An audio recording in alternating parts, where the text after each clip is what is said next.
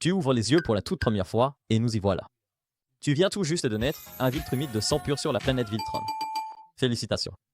Plusieurs grandes silhouettes vêtues d'armure de combat vérifient tes signes vitaux sur les moniteurs pendant qu'ils décident de ton sort. Ouais, il est costaud, dit le médecin. Ou peut-être que c'est juste un gars normal avec un stéthoscope.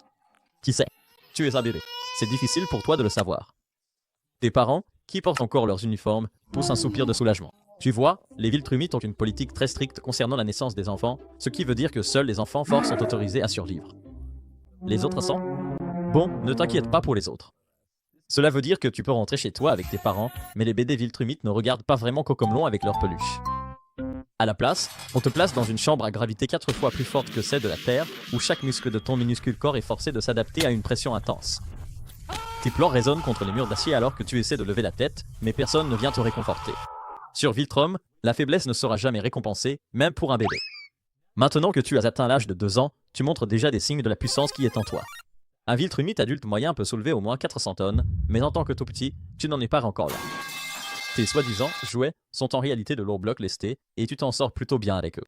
Tu as aussi déjà commencé à montrer des signes de lévitation, ce qui signifie que ton entraînement au combat commence immédiatement.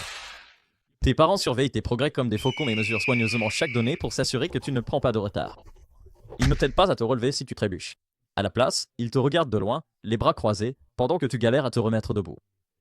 Un vrai Viltrumite se relève toujours seul, quoi qu'il arrive.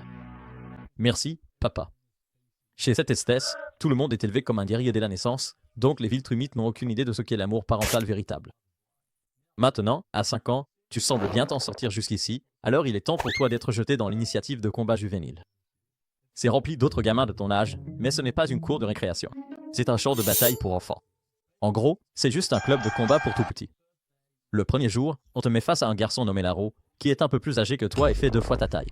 Il n'y a qu'une seule façon de gagner ces combats, mettre ton adversaire hors d'état de nuire. Bonne chance, gamin. Dès que le match commence, Laro fonce sur toi et te fait tomber à la renverse. Ces années d'entraînement en plus lui donnent un avantage en force, mais ici, il n'y a pas d'excuse. Relève-toi, grogne l'un de tes instructeurs.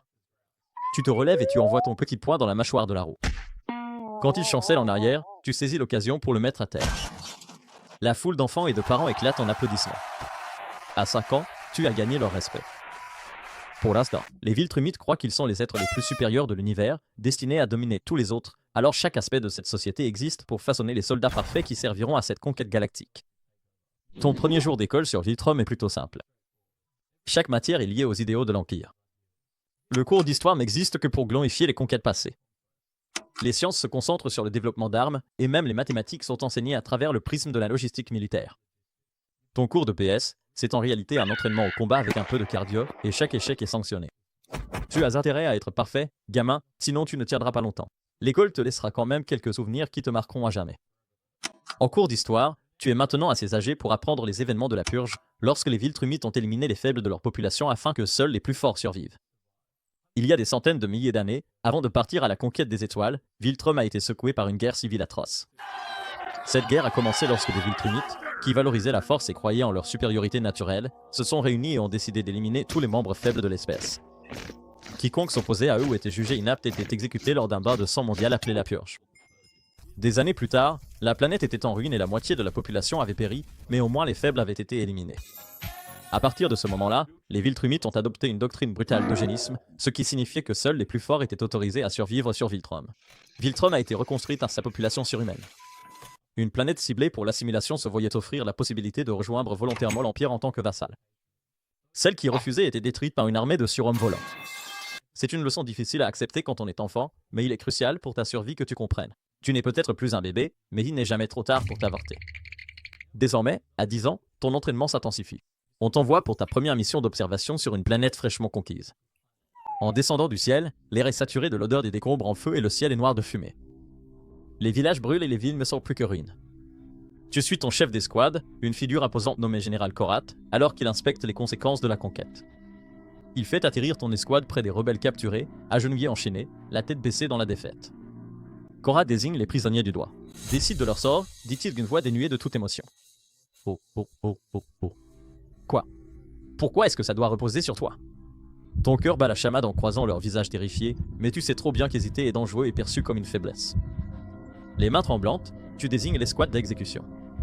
Korat acquiesce, et les prisonniers ne sont plus. Cette nuit-là, pour la première et la dernière fois de ta vie, tu restes éveillé, hanté par ce souvenir.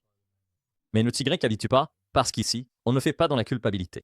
À 15 ans, on te confie ta première mission en solo, diriger une escouade pour attaquer un avant-poste rebelle. C'est une opération relativement modeste, mais c'est un test de tes capacités de leader, et tu as intérêt à réussir, car tu te souviens bien de ce qui arrive au raté. C'est sur une planète voisine, et tu t'y rends comme n'importe qui d'autre sur Viltrum traverse la galaxie. Tu n'as pas besoin de fusée ni de téléporteur. Les Viltrumites peuvent voler dans l'espace et retenir leur souffle pendant plusieurs semaines. Ils se déplacent aussi à des vitesses incroyables, donc monter à bord d'un vaisseau spatial serait tout simplement inefficace. Ton équipe fonce sur l'avant-poste, mais les choses tournent mal presque immédiatement. Les rebelles sont mieux armés que prévu, et la simple escarmouche dégénère en chaos. Tu parviens à renverser la situation et à accomplir la mission en détruisant l'avant-poste, mais pas sans y laisser des plumes. Plusieurs de tes coéquipiers sont tués, leurs camps abandonnés alors que vous battez en retraite. À ton retour sur Viltrum, la perte de vies humaines est passée sous silence. Une victoire reste une victoire, dit ton instructeur en te tapotant dans le dos. Quelle belle leçon de vie, vraiment. À 16 ans, tout ce pourquoi tu t'es entraîné toute ta vie arrive enfin, les épreuves Viltrumites. Sans exagération, c'est l'événement le plus important de ta vie. Ce ne sont pas des rites cérémoniels ou des épreuves symboliques, ce sont des défis brutaux conçus pour éliminer tous ceux qui n'incarnent pas les idéaux de l'Empire et tous se juger faibles. Échouer ici ne signifie pas seulement l'humiliation, cela signifie la mort. C'est ta dernière chance de prouver que tu mérites de survivre. Tes épreuves commencent sur une lune lointaine, avec une gravité 3 fois supérieure à celle de Viltrum. Toi et 30 autres candidats êtes largués là-bas avec rien d'autre que les vêtements que vous portez. L'objectif est simple, survivre pendant une semaine tout en accomplissant une série d'épreuves éprouvantes. Mais survivre ne suffit pas. Il faut dominer. La première épreuve est une course à travers la surface rocheuse de la Lune. Le terrain est accidenté et instable, et chaque pas envoie des vibrations aiguës et douloureuses dans tes jambes.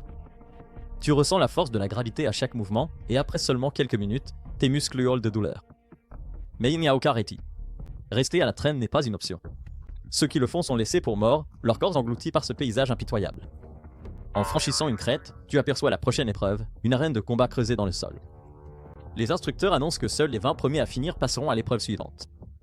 Tu arrives à temps, mais de justesse. Tu te tournes pour affronter ton premier adversaire, Laro, qui, il faut l'admettre, est bien plus costaud qu'il ne l'était au Toadley Fight Club. Il est plus grand, plus large, et il traîne une réputation de cruauté. Tu esquives son premier coup et répliques d'un coup à la tempe, le mettant aussitôt à terre. Le combat est terminé en quelques secondes. Les instructeurs hochent la tête d'un air approbateur, mais leur visage reste impassible. Ici, il n'y a pas de félicitations, juste la reconnaissance que tu as fait ce qu'on attendait de toi. Au 3e jour, il ne reste plus que 12 candidats. Les épreuves se concentrent désormais sur le travail d'équipe, un retournement ironique, étant donné l'importance que les Viltrumites accordent à la force individuelle. On t'associe à 2 autres, Corvin, un combattant discret mais redoutablement doué, et Vetra, une recrue impulsive avec un vrai don pour l'improvisation. Votre mission consiste à infiltrer une forteresse rebelle simulée et à éliminer ses défenseurs. La simulation est tout sauf simple. Les soi-disant défenseurs sont en réalité des soldats Viltrumites chevronnés chargés de vous arrêter à tout prix. Alors que vous approchez de la forteresse, Vetra fonce en avant, ignorant vos ordres. Elle tombe dans l'embuscade et Corvin la ramène à temps. Vous vous regroupez tous les trois et élaborez une nouvelle stratégie. Tu prends la tête, coordonnant une attaque qui prend vos défenseurs de court. C'est désordonné et chaotique, mais ça fonctionne. À la fin de l'exercice, vous avez sécurisé la forteresse et éliminé les cibles. De retour sur le terrain d'entraînement, les instructeurs font le débriefing de votre groupe. Ils saluent votre leadership mais critiquent l'impulsivité de Vetra. Une équipe n'est aussi forte que son maillon le plus faible, dit l'un d'eux en la fixant d'un regard d'acier. La mâchoire de Vetra se crispe, mais elle ne répond pas. La leçon est claire. Même le travail d'équipe sur Viltrum n'est qu'un outil, pas une vertu. La dernière épreuve est la plus brutale de toutes, un combat général où seuls les plus forts sortiront vainqueurs. Les instructeurs vous lâchent sur un champ de bataille immense, un dédale de falaises, de grottes et de terrains traîtres. Il n'y a qu'un seul objectif, être le dernier debout. Les premières heures sont chaotiques. Des alliances se forment et se brisent en quelques minutes, les candidats se trahissant les uns les autres pour avoir une chance de survivre. Tu restes en mouvement, évitant les confrontations directes tout en éliminant les adversaires les plus faibles. Au 3e jour, vous n'êtes plus que 4. Toi, Corvin, un candidat nommé Tariq, et un combattant brutal connu simplement sous le nom de la Bête. Tariq et la Bête forment une alliance fragile, t'obligeant, toi et Corvin, à faire de même. Vous vous affrontez tous les 4 dans une escarmouche brutale, chaque coup faisant trembler le sol sous vos pieds. Tariq est le premier à tomber, sa poitrine s'effondrant sous l'assaut implacable de Corvin. La Bête se retourne contre toi, ses poings semblables à des marteaux. Tu parviens à le déjouer, lui assénant un coup à la gorge qui le fait chancer. Corvin saisit l'occasion et l'achève. Il n'en reste plus que toi et Corvin. Pendant un instant, tu hésites. Vous avez combattu côte à côte, vous êtes sauvés la vie mutuellement, et vous avez forgé un lien dans la chaleur du combat. Mais ici, ce lien ne signifie rien. D'un coup rapide et décisif, tu le mets hors de combat. Les instructeurs te déclarent vainqueur. À la fin des épreuves, tu fais partie des 3 seuls candidats à avoir survécu. Tu es ensanglanté, épuisé et meurtri, mais tu as prouvé ta valeur. Les instructeurs te remettent l'insigne de guerrier Viltrumite, un simple emblème qui porte le poids de tout ce que tu as enduré. Tu l'as mérité, dit l'un d'eux, d'un ton toujours aussi froid. Ne nous fais pas le regretter. À la mi-vingtaine, la guerre est devenue une seconde nature pour toi. Chaque jour ressemble à une répétition du précédent. Tu descends sur une planète, écrases ses défenses, pacifies sa population, puis passe à la suivante. La galaxie est immense, et l'Empire Viltrumite exige une domination totale. Tu as à peine le temps de digérer une bataille qu'on t'envoie déjà dans une autre.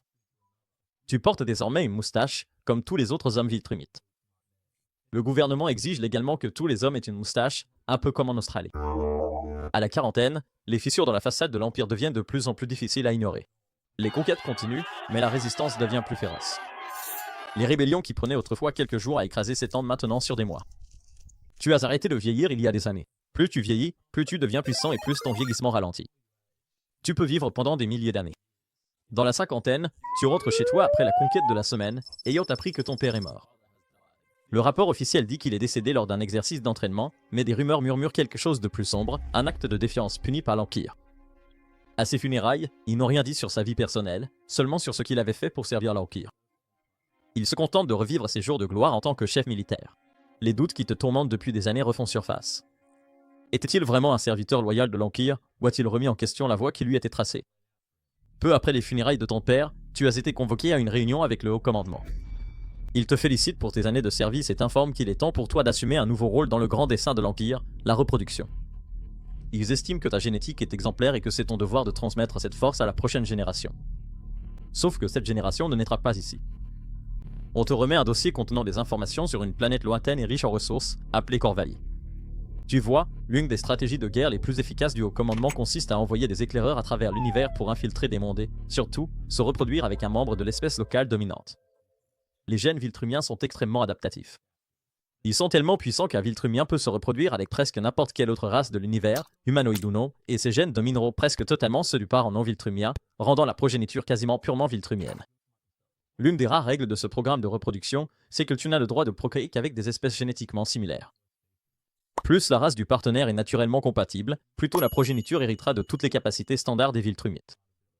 Les humains de la Terre, par exemple, sont si proches génétiquement des viltrumites qu'un hybride humain-viltrumite est presque identique à un viltrumite de sang pur et deviendra finalement tout aussi puissant. Gras. Mais pourquoi font-ils tout cela? Crève gars. Plus de viltrumites et prendre le contrôle de cette planète. En regardant le dossier, la population de Corvillie est humanoïde, très bien, et leur monde a été jugé comme un candidat idéal pour l'intégration génétique. Votre mission est de vous intégrer parmi les Corvillans, d'avoir une descendance et de renforcer l'influence viltrumite sur la planète. Au début, cela ressemble à une pause dans les combats sans fin. Aller mener une vie normale et fonder une famille? Pour un gars comme toi, ça a l'air presque trop facile. Mais il ne s'agit pas de fonder une famille, il s'agit de l'agenda de l'Empire. Les enfants que tu engendreras ne t'appartiendront pas, ils appartiendront à Viltrum. Quand tu arrives sur Corvillie, tu vois que c'est vraiment magnifique. Même si tu ne l'admettras jamais. Les Corvillans sont un peuple pacifique, et leur culture est centrée sur l'art, la communauté et l'harmonie avec la nature, ce qui est assez différent de tout ce que tu as connu. Tes premières interactions sont toutes très calculées et destinées à gagner leur confiance. Tu te présentes comme un voyageur cherchant refuge. C'est plutôt bien joué. En matière d'infiltration viltrumite, c'est l'un des plus vieux trucs du livre. Avec le temps, tu t'intègres à leur société, tu crées des liens et tu apprends leurs coutumes. Malgré ta mission de les détruire de l'intérieur, tu ne peux t'empêcher d'admirer les Corvillans. Leurs valeurs sont tellement différentes de l'agenda viltrumite. Dans quelques années, ton peuple viendra pour conquérir ou détruire cette planète, mais pour la première fois de ta vie, tu commences à ressentir la paix. Finalement, tu accomplis ton devoir et tu formes un partenariat avec une Corvillane nommée Elra. Les viltrumites apprennent dès leur plus jeune âge à considérer leurs partenaires comme de simples outils pour la reproduction ou le combat. Pourtant, tu commences à voir Elra comme bien plus qu'un animal de compagnie. Ensemble, vous avez 2 enfants qui héritent tous 2 de ta force et de ta résistance surhumaine. Les élever est une expérience totalement nouvelle pour toi. Pour la première fois, tu comprends ce que cela signifie de nourrir et de protéger, mais l'ombre de l'Empire plane toujours sur toi. Tu sais qu'un jour, le haut commandement exigera ton retour et que tes enfants seront censés rejoindre les rangs des viltrumites. Ce jour arrive enfin, et le haut commandement salue tes progrès et t'ordonne de revenir sur Viltrum avec tes enfants. Mais en es-tu capable? Cette nuit-là, alors que ta famille dort, tu prends une décision. Tu contactes le haut commandement et tu leur annonces que tu as rencontré quelques complications imprévues. C'est un gros, énorme mensonge, mais au moins, ça te fait gagner du temps. Au cours des semaines suivantes, tu te prépares. Tu apprends à tes enfants à maîtriser leurs capacités en leur transmettant les valeurs que tu as apprises à la fois de Viltrum et de Corvilly. Tu sais que lorsque l'Empire découvrira ce que tu as fait, ils viendront te chercher. Mais pour l'instant, tu donnes à ta famille une chance de se battre. Les Viltrumites arrivent enfin, menés par un général Korad vieillissant et marqué par les batailles. Tu reconnais quelques visages, mais la plupart te sont inconnus. L'armée d'invasion attaque, et la bataille est brutale. Tu es complètement en infériorité numérique, tu te bats de toutes tes forces, et tu sais que tu ne gagnes pas cette bataille. Toutes ces années d'expérience au combat t'ont bien servi, mais au final, tu n'étais tout simplement pas de taille face à l'Empire, et tu es tué en menant la dernière résistance de la planète, mais pas avant d'avoir assuré la fuite de ta famille. Elra et les enfants disparaissent dans la nature. Leur avenir est incertain, mais au moins il est libre de l'armée Viltrum. On ne peut pas en dire autant de Corvilly, qui est désormais la toute dernière conquête de l'Empire. Ta mort est consignée comme une trahison, et ton nom est discrètement effacé de l'histoire des Viltrumites. Mais pour ceux qui t'ont connu, on se souvient de toi non pas comme d'un conquérant, mais comme d'un père qui a choisi la liberté plutôt qu'un empire galactique millénaire. Pas mal pour un gamin dans une chambre à gravité.